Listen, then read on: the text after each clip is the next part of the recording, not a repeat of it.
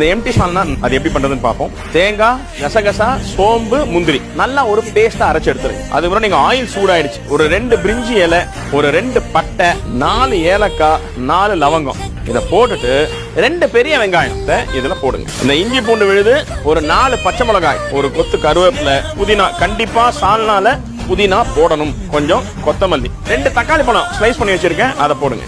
ஒரு 1/2 டீஸ்பூன் மஞ்சள் தூள், அந்த Kashmiri chilli powder 1/2 spoon, 1 table spoon தனியா தூள், 1 டீஸ்பூன் கரம் மசாலா பொடி. இந்த சால்னாக்கு தேவையான உப்பு.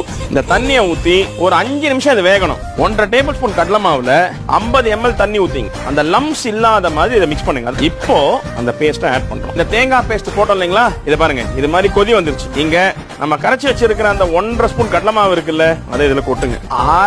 இன்னொரு 3/4 லிட்டர் தண்ணி, இதை அடுத்த 15 நிமிஷத்துக்கு கொதிக்க வைக்கணும். இது கொதிக்க கொதிக்க தான் டேஸ்ட்டுங்க. சால்னா முடிஞ்சு போச்சு, ரெசிபி ரெடி.